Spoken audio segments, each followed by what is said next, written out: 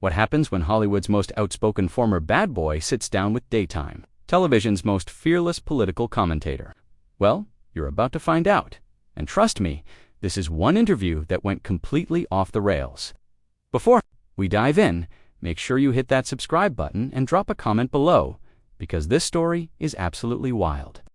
Mark Wahlberg walked onto the View set that morning with his usual confident swagger, flashing that trademark Boston smirk as he took his seat at the panel table.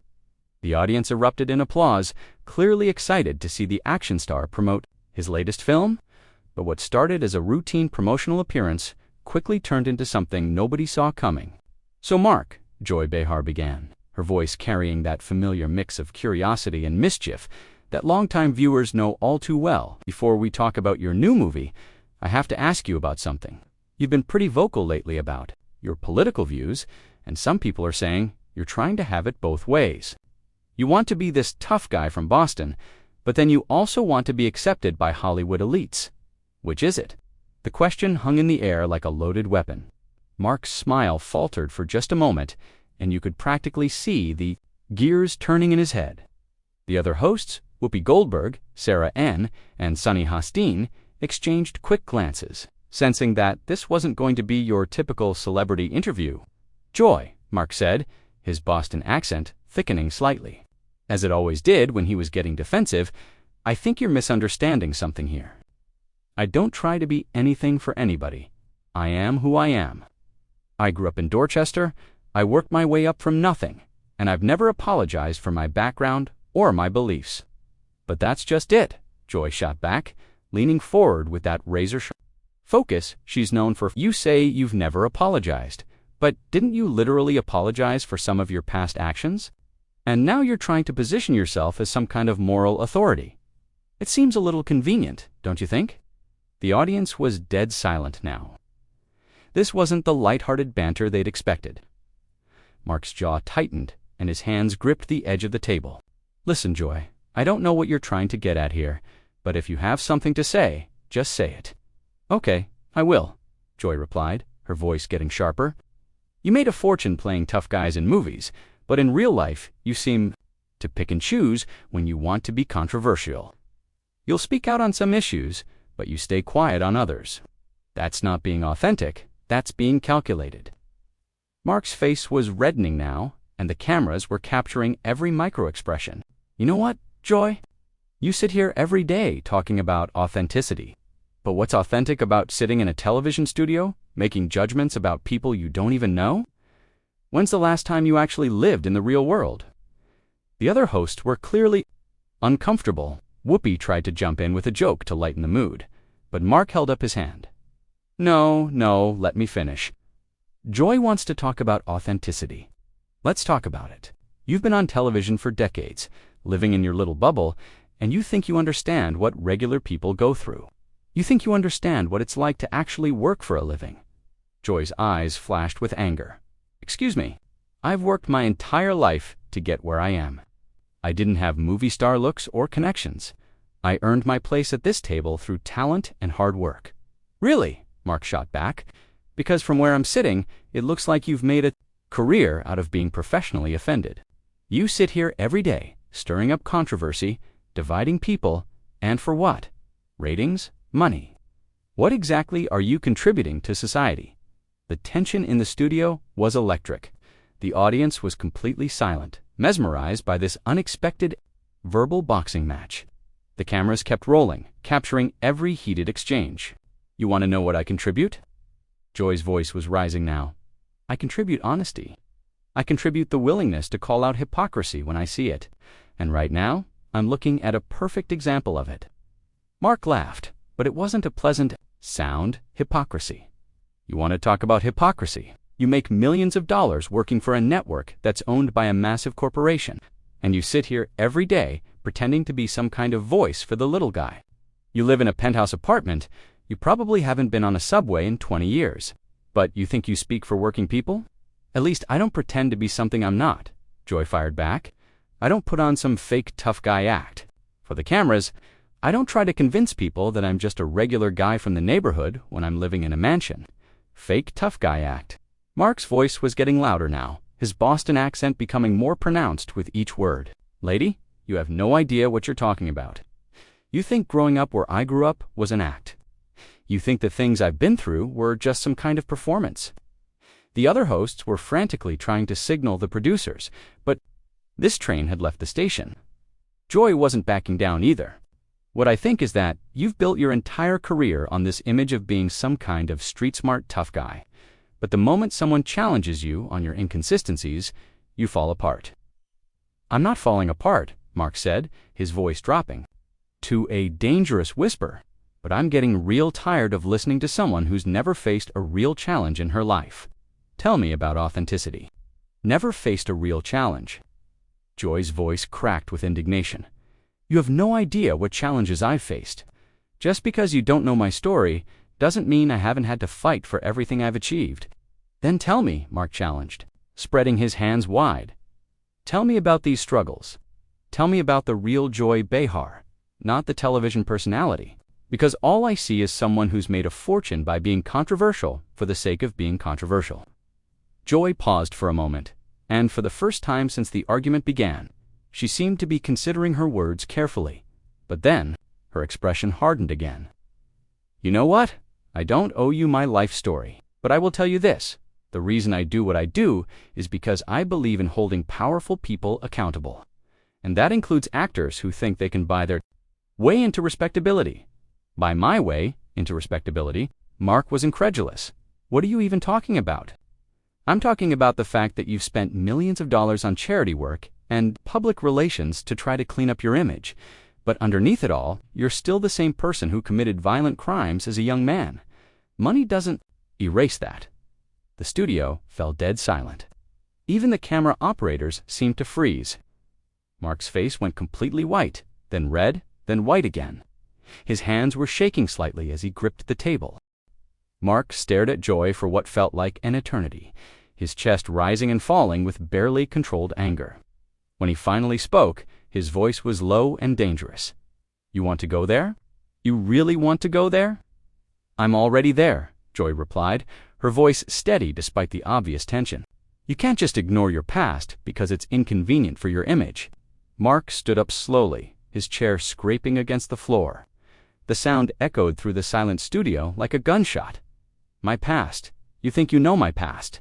You think you understand what it was like growing up in my neighborhood with the choices I had to make?" "I know enough," Joy shot back, not backing down, even though Mark was now towering over her. "I know you assaulted innocent people.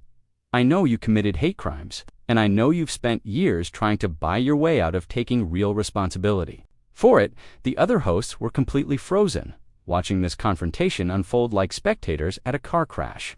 Whoopi finally found her voice.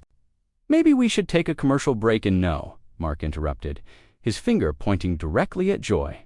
"No breaks. She wants to talk about this. We're going to talk about this. Right here, right now." Joy crossed her arms, meeting his gaze. Without flinching. "Good. Because I'm tired of watching you get softball interviews where everyone pretends your past doesn't matter. It does matter. Your victims matter. My victims." Mark's voice cracked slightly. "You think I don't think about them? You think I don't carry that with me every single day of my life? You think the money I've donated, the programs I've supported, the kids I've tried to help, you think that's all just public relations? I think it's very convenient that your conscience kicked in right around the time you wanted to be taken seriously as an actor," Joy replied coldly. "Before that, where was all this remorse?"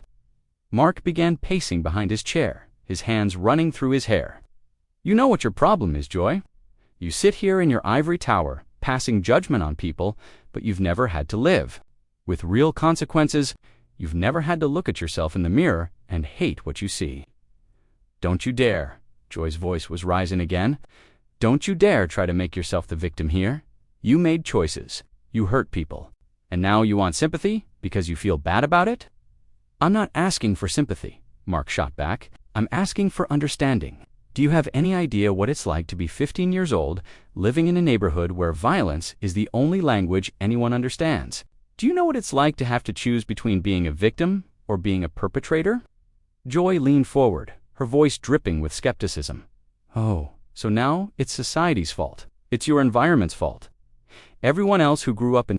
Difficult circumstances managed not to commit hate crimes. Mark, that's not what I'm saying. Mark's voice was getting more agitated. I'm saying that context matters. I'm saying that when you grow up in chaos, sometimes you make terrible decisions. But that doesn't mean you can't change.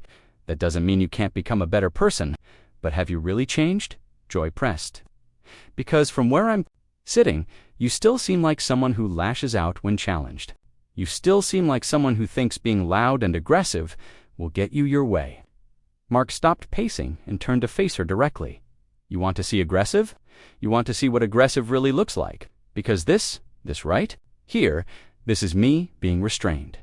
This is me trying to have a civilized conversation with someone who clearly has no interest in civility. Civilized. Joy laughed bitterly. You call standing up and pointing at me civilized. You call raising your voice and trying to intimidate me civilized. This is exactly what I'm talking about. When you don't get your way, when someone challenges you revert to type. The audience was completely captivated, hanging on every word. Some were clearly uncomfortable, shifting in their seats, but none could look away. This was television gold, and everyone in the studio knew it. You know what? Mark sat back down, but his posture was still tense. Let me tell you something. About intimidation. Real intimidation isn't raising your voice or pointing fingers. Real intimidation is what you do every single day on this show. You use your platform to destroy people's reputations. You take complex human beings and you reduce them to sound bites. That's intimidation. I hold people accountable, Joy countered. There's a difference. No, there isn't, Mark replied. You tear people down for entertainment. You make a living off of controversy and conflict. At least when I was young and stupid, I was honest about what I was doing. You've turned destruction into an art form, and you've convinced yourself it's noble. Joy's face was flushed now, her composure finally starting to crack. How dare you compare my work to your criminal behavior? How dare you try to equate holding powerful people accountable with assaulting innocent strangers? Because both involve hurting people, Mark said quietly. The difference is, I grew up and stopped. You just got better at it and found a way. To get paid for it, the silence that followed was deafening. Even the crew members seemed to be holding their breath. Joy was staring at Mark with a mixture of shock and fury, while Mark sat back in his chair, his arms crossed, waiting for her response. You think you're so clever, Joy finally said, her voice shaking slightly. You think you've turned this around on me. But here's the thing, Mark. I'm not the one with a criminal record. I'm not the one who has to live with the knowledge that I terrorized innocent people. I'm not the one who built a career on trying to make people forget what I really am. And what am I, Joy? Mark asked, his voice dangerously quiet. What am I really? Joy looked him straight in the eye. You're a criminal who got lucky. You're someone who happened to be in the right place at the right time, who happened to look good on camera, and who has spent decades trying to convince the world that you deserve a second chance. But the truth is, you never really earned it. Mark's hands clenched into fists on the table. Never earned it? You think the work I've done, the changes I've made, the people I've helped, you think none of that matters? I think it's damage control, Joy replied without hesitation. I think it's exactly what any smart person would do if they wanted to rehabilitate their image. But rehabilitation isn't the same as redemption. Then what would redemption look like to you? Mark demanded. What would I have to do to earn your approval? Because it seems like nothing would be enough. Maybe that's the point, Joy said softly. Maybe some things can't be undone. Maybe some people don't deserve redemption. The words hung in the air like a death sentence. Mark stared at her, his mouth slightly open, as if he couldn't believe what he'd just heard. The other hosts looked equally stunned. Mark's face went through a series of expressions: shock, hurt, anger, and finally something that looked almost like resignation. When he spoke again, his voice was barely above a whisper, but it carried through the silent studio like thunder. You know what the saddest part about this is, Joy? I actually came here today with respect for you. I thought you were someone who understood what it meant to fight for something. I thought you were someone who believed in second chances and the possibility that people could change and grow. Joy's expression softened, slightly, perhaps recognizing that she had crossed a line, but she didn't back down. Some people can change, Mark, But change has to be genuine. It has to come from a place of real understanding, not just public relations. Public relations? Mark laughed, but there was no humor in it. You think this is about public relations? You think I've spent the last 20 years of my life trying to become a better person because of public relations. I think you've spent the last 20 years trying to make people forget who you used to be, Joy replied firmly. And I think you've been largely successful at it. But that doesn't mean the past disappears. Mark stood up again, but this time, his movement was slower, more deliberate. You're right about one thing, Joy. The past doesn't disappear. I wake up every morning knowing what I did. I look in the mirror every day and see someone who hurt innocent people. I carry that weight with me everywhere I go. Then why are you so angry that I brought it up? Joy challenged. If you've really made peace with your past, why does it bother you so much when someone talks about it? Mark was quiet for a long moment, considering the question, because it's not just about me anymore. It's about my kids. It's about the programs I support, the charities I work with, the people who've given me a chance to make a difference. When you drag my past into every conversation, you're not just hurting me, you're hurting all of that. That's the thing, Joy said, her voice becoming more insistent. You can't separate yourself from your past. You can't compartmentalize your life like that. The same person who committed those crimes is the same person who's now trying to do good. You can't just pick and choose which parts of your story matter. I'm not trying to pick and choose, Mark said, his frustration evident. I'm trying to show that people can change. I'm trying to prove that your worst moment doesn't have to define your entire life. But you seem determined to make sure that's exactly what happens. Joy leaned back in her chair, studying him carefully. Maybe that's because I don't believe you've really changed. Maybe that's because I think underneath all the charity work and the public apologies, you're still the same person who solved problems with violence. Still the same person? Mark's voice was getting louder again. Still the same person. Do you see me hitting anyone? Do you see me threatening anyone? I'm sitting here having a conversation, trying to explain myself to someone who clearly has no interest in listening.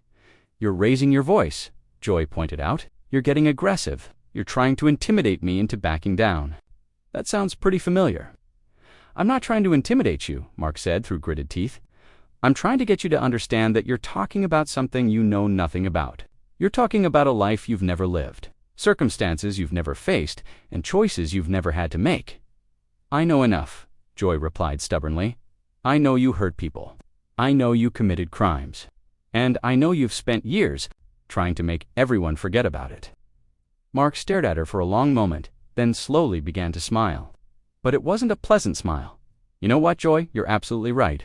I have spent years trying to make people forget, but not for the reasons you think. Then enlighten me, Joy said, crossing her arms. I wanted people to forget because I was ashamed, Mark said simply. I wanted people to forget because every time someone brought it up, it reminded me of the person I used to be. It reminded me of the pain I caused, the lives I affected, the damage I did. I wanted people to forget because I was a coward. Joy's expression shifted slightly, caught off guard by his sudden honesty. But you know what? Mark continued. I'm done being a coward. I'm done being ashamed. Yes, I did terrible things when I was young. Yes, I hurt people. Yes, I committed crimes. And yes, I've spent the rest of my life trying to make up for it. But I'm not going to sit here and let you pretend that effort doesn't matter. It matters, Joy said quietly. But it doesn't erase what you did. I'm not trying to erase it, Mark replied. I'm trying to learn from it. I'm trying to use it to become someone better. But you seem determined to make sure that's impossible. Joy was quiet for a moment, then she spoke more softly than she had all day. Maybe I am. Maybe I don't believe people like you deserve second chances. People like me. Mark's voice was dangerously quiet. What exactly do you mean by that? Joy hesitated, perhaps realizing she had revealed more than she intended. I mean people who commit violent crimes, people who hurt innocent strangers, people who spread hate. I see, Mark said, nodding slowly. And what about people who spread hate from television studios? What about people who make a living by tearing others down? What about people who refuse to believe in the possibility of redemption? Do they deserve second chances? Joy's face flushed red. That's not the same thing, isn't it? Mark asked. Because from where I'm sitting, you've spent the last hour trying to destroy me on national television. You've tried to reduce my entire life to my worst moments. You've dismissed every effort I've made to change, every person I've helped, every good thing I've tried to do. How is that different from what I did as a kid? Because I'm not committing crimes, Joy shot back. Because I'm not physically hurting anyone, aren't you? Mark asked quietly. Because this hurts, Joy, this conversation, this attack, this determination. To see me as nothing more than my worst moments, it hurts. And it hurts my family, and it hurts the people who work with me. And it hurts the kids who look up to me. So tell me, how is that different? Joy opened her mouth to respond, then closed it again. For the first time all day, she seemed to be at a loss for words. Mark looked around the table at the other hosts, then back at Joy. I came here today to talk about my new movie. I came here to have a normal conversation with people I thought were professionals. Instead, I got ambushed by someone who seems to think she's the moral authority on who deserves forgiveness and who doesn't. He reached down and unclipped his microphone, setting it carefully on the table. You know what? Joy, you win. You've successfully reduced me to my worst moments. You've made it clear that in your world, people don't get to change, they don't get to grow, and they don't get to be anything more than their biggest mistakes. Joy finally found her voice. Mark, I think you're overreacting. Mark looked at her with something that might have been pity. No, Joy, I think you're exactly who you've always been. Someone who tears people down and calls it justice. Someone who destroys and calls it accountability. Someone who spreads hate and calls it honesty. He stood up and began walking toward the exit. But here's the difference between you and me. I learned from my mistakes. I grew from them. I became a better person because of them. You just found a way to get paid for yours. As Mark reached the edge of the set, he turned back one last time. And that's the real tragedy here, Joy. Not that I was once a bad person who became good, but that you're a person who thinks she's good while doing bad things. The studio fell completely silent as Mark disappeared through the exit. The cameras kept rolling, capturing Joy's stunned expression and the shocked faces of the other hosts. No one seemed to know what to say or how to proceed. Finally, Whoopi cleared her throat. Well, that was unexpected. Joy was still staring. At the spot where Mark had been standing, her face pale and her hands trembling slightly. I was just you were trying to destroy him, Sunny said quietly, and I think you succeeded. The silence stretched on for what felt like hours, but was probably only seconds.